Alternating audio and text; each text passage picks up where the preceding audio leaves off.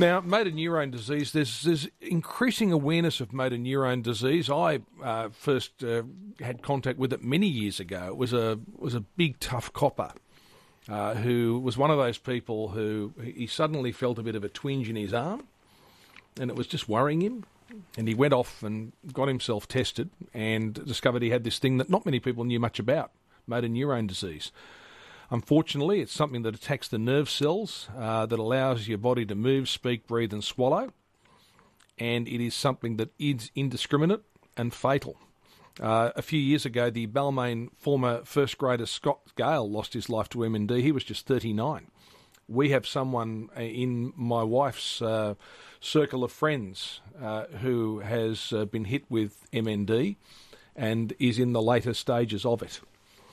And it is something, again, that is completely random. It can happen to anyone. When you look at the figures, though, each year it's claiming 800 people. That's more than 2 a day. And I'm staggered that as we've gone through the years, we still know very little about how MND works, what the genesis of it is and how to treat it. We're running ads at the moment to try and raise the awareness of it. They're voiced by Peter Overton. Here's one of the ads.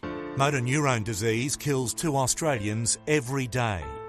MND causes people to lose the use of their limbs, ability to speak, swallow and breathe.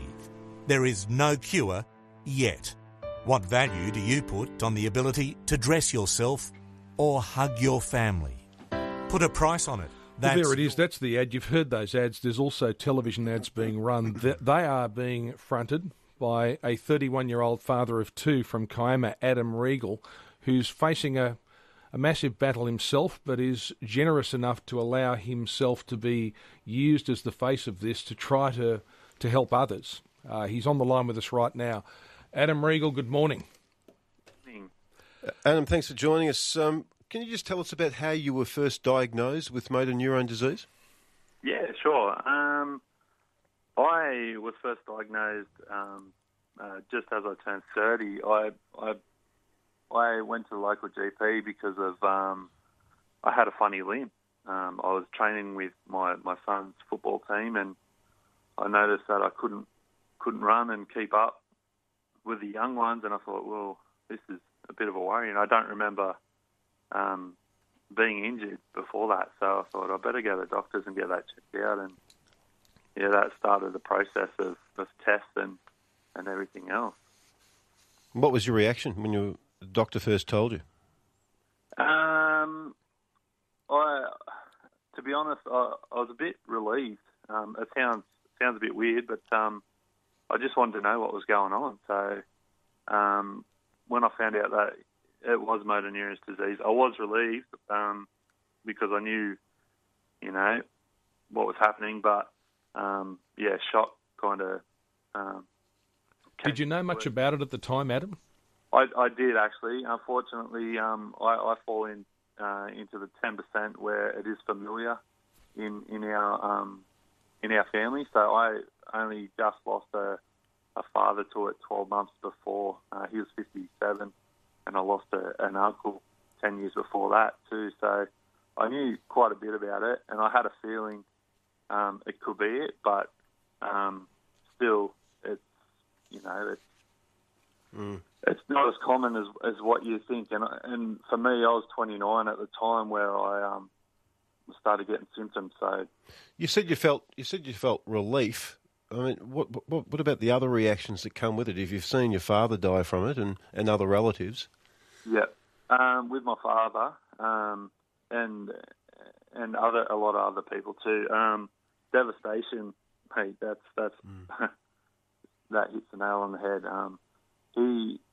When he got told, he come out of seeing a neurologist, and my mother, like, he was always one to drive home no matter what, and he couldn't even get in the car. So it hit him really, really hard, and I think I was a bit more prepared for the news, because I thought, well, if two out of our family have already had it, so I thought if I was to get it, then I'll run the ball up and give it a go. So how old are your kids, Adam? I've got an 8-year-old son and a 4-year-old daughter. Have you spoken to them about it? Yeah. What do you say to them in these circumstances? Well, I let the kids. I've got to keep them in the present. So I don't want to interfere into them and tell them what's going to happen later on down the track, because in 2 years' time, because I don't want them to worry, obviously, and I try and stay in the present. So we focus on the things we're doing now, and they come to me with questions, and I answer them to the best I can. Me and my wife are quite good at dealing with the hard questions. Yeah. What are some of those hard questions that they've asked?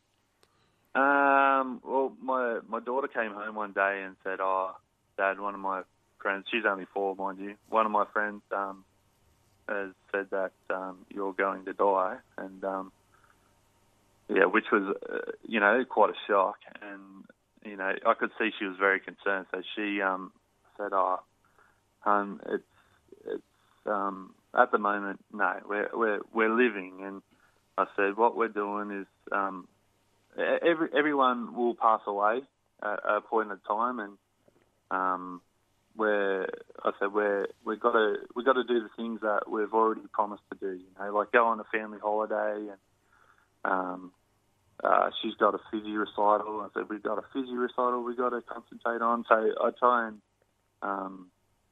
focus on the good things. My son, I coach his soccer team from the wheelchair. So it's about kind of keeping them going, but still trying to explain to them what is happening. Like they do ask about my body, and they notice there's changes, and I just tell them the same thing I tell a lot of people. I'm still here, and we're still going. It's just. Do you have moments when you get angry? Oh, mate, I had moments. I wouldn't. Yeah, I don't have days or anything. I don't so much get angry. I just think, this is more of a pain than anything, a hindrance. I'm like, I wish I could go outside and mow the lawn, but